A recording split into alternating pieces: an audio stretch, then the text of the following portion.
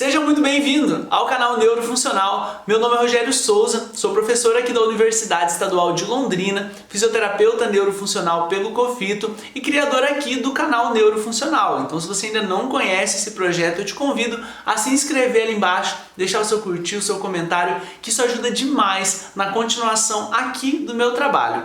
E essa aula que você vai assistir hoje, ela é um trecho de uma aula lá do meu curso de avaliação neurofuncional de sucesso. Um curso super completo de 50 horas, onde eu te ensino a avaliar o paciente neurológico de uma forma funcional, então totalmente focada para a funcionalidade e dessa forma deixando a sua avaliação mais assertiva. Então, se você ainda não faz parte dos meus alunos lá do curso, eu te convido a clicar no link ali embaixo, que é a lista de espera. 2 vezes ao ano eu abro uma nova turma. Se você estiver na lista de espera, você vai ser o primeiro a ser avisado. Beleza? Então, sem mais enrolações, vamos estudar neuro.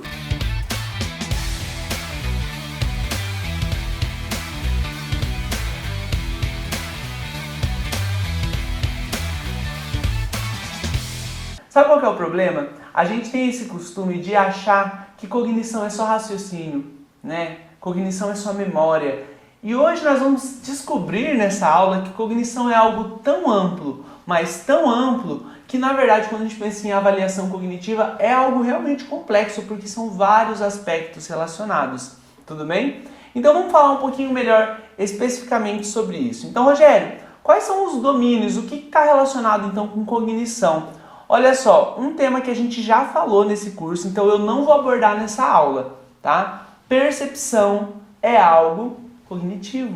Olha só que interessante, a gente teve uma aula só de percepção do paciente com alteração perceptual. E saiba, gente, ó, presta atenção, o paciente com alteração perceptual, ele é um paciente cognitivo, porque percepção faz parte da cognição. Então é como se cognição fosse um grande guarda-chuva com vários domínios e percepção é um deles. Então, ó, eu não vou falar de percepção nessa aula especificamente, porque nós já falamos de percepção na aula passada, ok? Então é por isso que eu não vou falar diretamente, mas eu só queria que você lembrasse que faz parte, tá?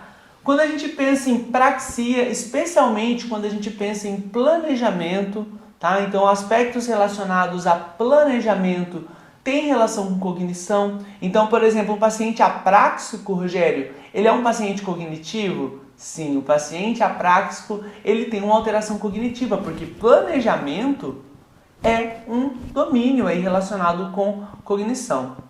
Atenção e concentração. Aquele paciente, por exemplo, se a gente for parar a pensar, o paciente com TDAH, né, que é um déficit de atenção, é uma alteração cognitiva, porque atenção e concentração faz parte de cognição também.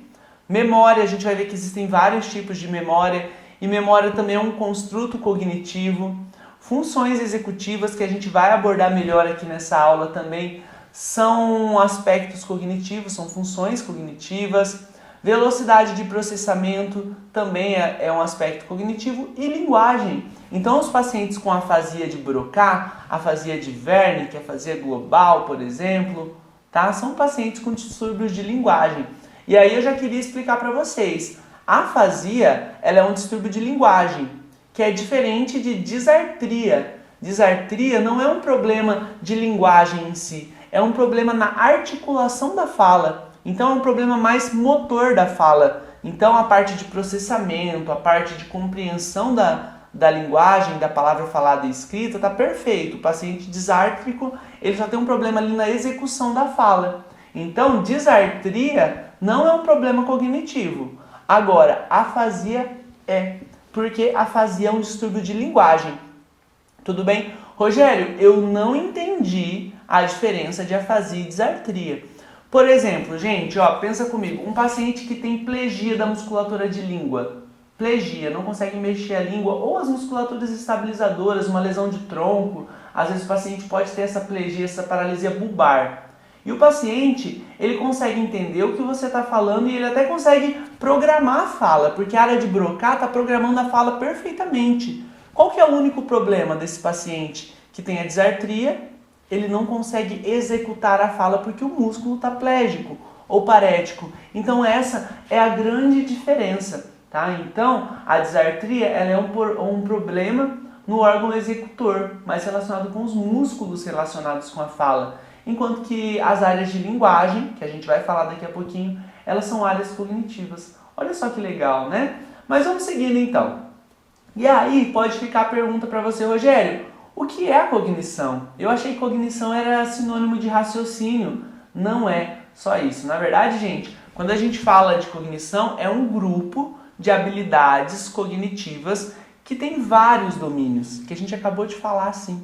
Então, basicamente, a gente poderia simplificar, só que isso seria simplificar muito cognição, tá? Como processos mentais que nos permitem realizar tarefas. Só que eu não gosto muito dessa definição porque ela é tão simplista que acaba tirando um pouquinho da magnitude que é a cognição, mas é uma definição que existe também.